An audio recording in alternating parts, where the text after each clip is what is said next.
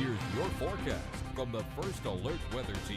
Getting you outside here at 612 to Whiteville. Dry pavement at Main and Madison. That's been at a premium lately. Cloudy or mostly cloudy skies as we hop over to the Murchison Building view in downtown Wilmington. At present, no rain spitting from the clouds right over Front and Princess, where it is 76 degrees. The dew point right on its heels, yielding a relative humidity of 97%. Trying to be a little foggy. In some cases, it's exceeding on the map, so we do want to mention that. Fog, as has been recent mornings, short-lived affair. Temperatures in the 70s to around 80 to step outside, and the dew points like we talked about right there. So it is air you can wear. On this radar scan, a couple of clusters of thunderstorms, one in Onslow Bay, and the tail of it continuing to bring a little rain at the very lower terminus of 421 at Fort Fisher. Also some boomers in the Sandhills around Southern Pines.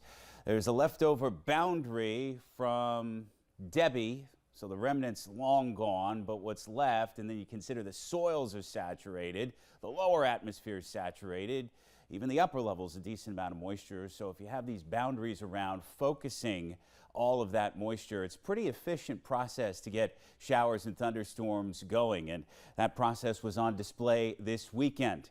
As we talked about, a lower coverage of rain from Debbie, but that was a high bar. And so now the threshold for additional flooding is lower, so that's why you open up your WECT weather app. You see a flood watch hoisted by our friends at the National Weather Service for today. Another one, because it's not going to take much to get some additional poor drainage and lowland flooding going, in addition to the rivers that we were monitoring for you in first forecast. There's a closer look at your day.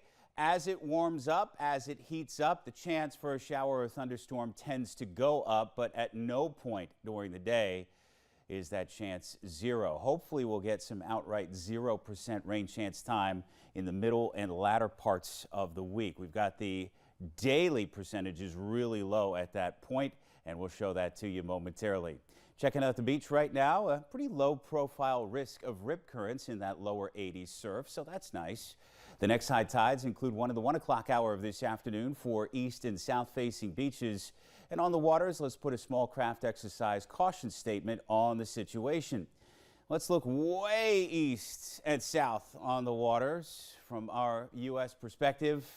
The U.S. Virgin Islands in the eastern Caribbean, watching closely what's dubbed potential tropical cyclone number 5 from the National Hurricane Center. So that potential designation, because it's likely to wrap up, and we need to put a cone on that, and they need to issue some advisories for some of the islands. There is tropical storm, and then look, it's plausible that Bermuda gets some hurricane bulletins, because the steering would allow that feature to make a northward jog and then turn.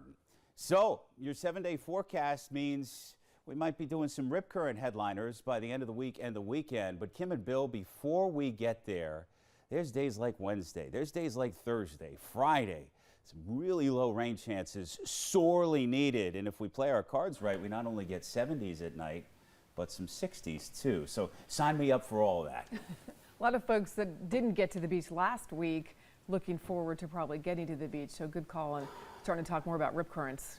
Yes, because that's when we get to this time of year, the fish storms, so to speak, or at least ones that don't affect us directly. That can be the problem. So we'll keep you posted on that as the week progresses. And again, checking my ears, you said 60s. Yeah. Huh? Yeah. Hey, not too many weeks from now, we'll be talking 50s. Yeah, it goes by quick. Yep. You Thank keep you, it sir. at 60 in your house. Yeah, I kind of do. Thank you, sir.